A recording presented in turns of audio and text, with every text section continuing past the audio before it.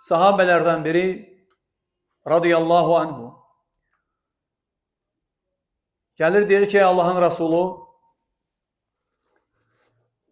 mən evimdə otururam, birdən fikirləşirəm ki, sən dünyavı dəyişəcəksən və peyğəmbərlərlə bir yerdə həşr olacaqsan və onlarla bir yerdə olacaqsan. Və mən də dünyamı dəyişəcəm, əgər cənnətə düşsəm səni bir də görməyəcəm. Çünki sənin dərəcən ən uca dərəcədə olacaq. Çünki dərəcə etibarilə birinci kimlər gəlir ayədə? Peyğəmbərlər. Dünyadadır, gəlirəm, istəyəndə səni görürəm. Evdə sənsizlik mənə bir yurt darıxıram, gəlirəm səni görəndə içimdən ona narahatçılıq gedir.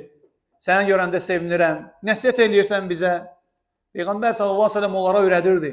Qardaşlığı, sadiqliyi, tək Allaha ibadət eləməyi.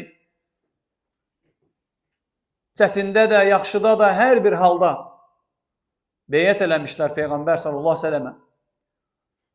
Deyir, amma sən dünyavı dəyişəndən sonra mən bir də səni ola bilsin görməyim.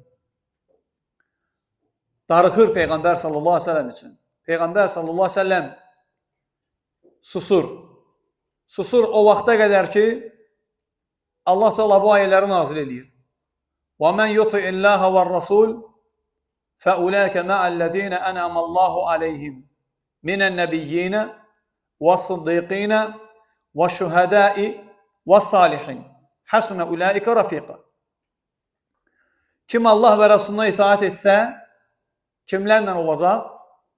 Allahın neymət verdiyi kimsələrlə. Allahın neymət verdiyi kimsələr kimlərdir? İlk olaraq Peyğəmbərlər, sadiqlər, şəhidlər, salihlər. Və bu ayə o sahabənin həmin o darıxmasının səbəbi ilə nazil olur.